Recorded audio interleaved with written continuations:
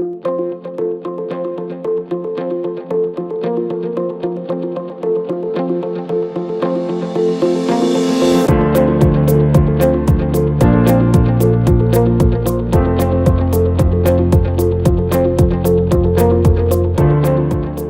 at the Innovation Village, we have an amazing festival of talent and creativity and entrepreneurship. We have 5 young people who will be talking about amazing stuff that they're doing in their communities to solve problems, but also to create value in their communities. What is it that entrepreneurs who already developed can create in terms of value, demand, that then pulls new entrepreneurs to occupy these new niches for innovation and creativity for better social value? In 2011, we registered a company, Pink Foods Industry.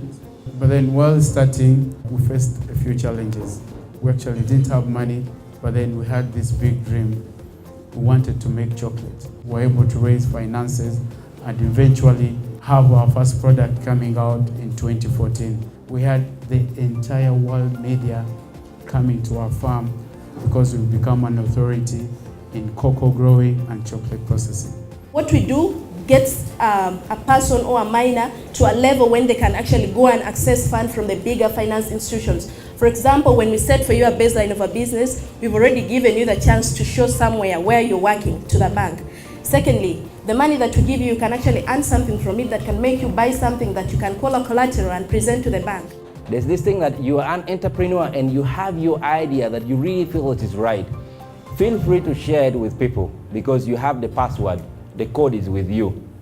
You have the password to your idea. If I was to look back and ask myself, what would I change? What are the things that I would do to make life easier for someone like me at that time? One, I would minimize the pain. I would optimize management. I would maximize the effort. And I would equalize the playing field. You don't need to first wait to get that big investor. You need to use the available resources. And anyway, to me, from experience, the magic is in the hands. When you go to these supermarkets we supply, you will not think that we use somewhere 100%, we use our hands. To me, it is about mastering the tastes and preferences that your customers want.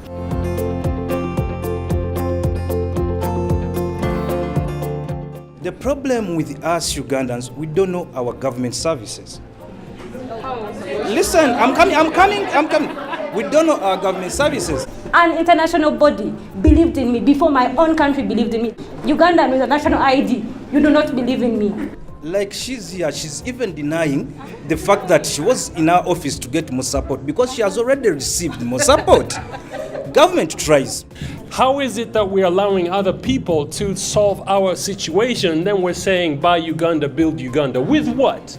There's no way you or any other person come and change someone in the village, or myself in my home when I want an A for engineering for my child. So mindset is one of the difficult things to change if it does not change even right from home.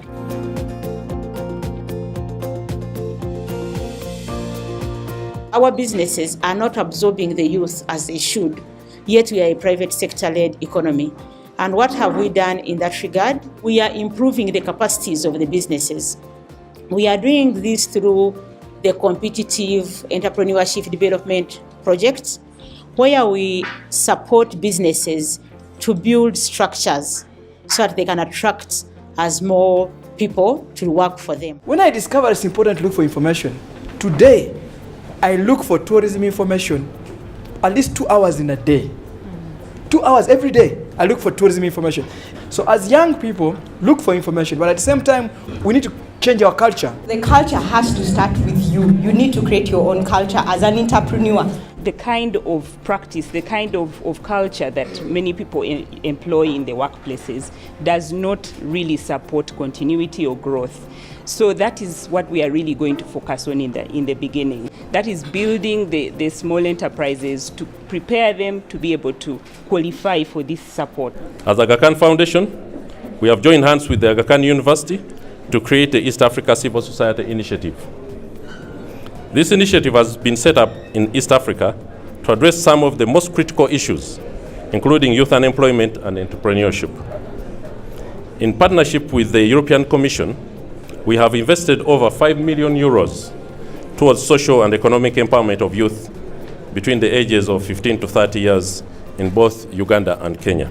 Ladies and gentlemen, government continues to work towards an enabling policy, legal and regulatory framework to support its ever-growing entrepreneurial workforce. The focus is on 4 specific components: access to capital, entrepreneurship training, business development services, and infrastructure development. We had challenges around policy, regulatory, and institutional framework around governing the space that is enterprise.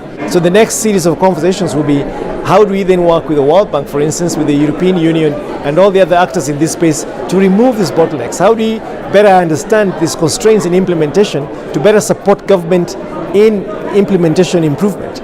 This coming together, joining the dots and creating this groundswell of entrepreneurial capacity and energy and support that is going to move this initiative forward.